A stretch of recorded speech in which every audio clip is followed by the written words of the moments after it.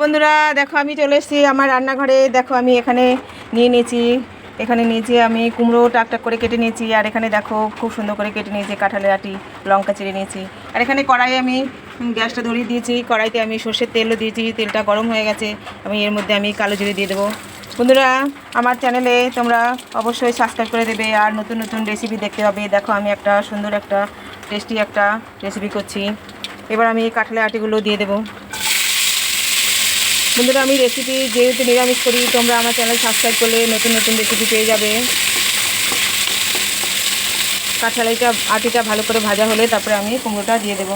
বন্ধুরা কাঁঠালের আটিটা লাল লাল করে ভাজা হয়ে গেছে। এর মধ্যে আমি লবণ দিয়ে দিলাম।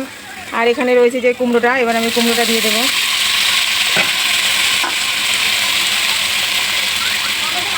এর মধ্যে আমি পরিমাণ মতো একটু হলুদও দিয়ে দেবো, দিয়ে ভালো করে নেড়ে চেড়ে ভেজে নেব।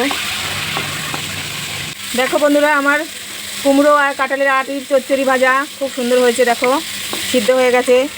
আমি এখন এর মধ্যে একটু দিয়ে দেবো, একটু জিরের গুঁড়ো দেবো। আমি একটু আজ বলেছি না একটু অন্যভাবে একটু ভাজাটা করব। আর এখানে আমি দিয়ে দেবো একটু ধনের গুঁড়ো আর জিরে গুঁড়ো দিয়ে দিলাম। এখানে আমি ভাজার মধ্যে একটু সামান্য চিনি দিয়ে দেবো, মিষ্টি মিষ্টি লাগবে, তাহলে খুব ভালো লাগবে। বন্ধুরা ভিডিও যদি ভালো লেগে থাকে অবশ্যই কিন্তু তোমরা প্রথম থেকে শেষ অবধি দেখবে আর আমার পাশে থাকবে, চ্যানেলটা একটু সাবস্ক্রাইব করে দেবে। সবাই খুব ভালো থাকবে, এইভাবে রেসিপি করে খাবে। এবার আমি নামিয়ে ফেলবো।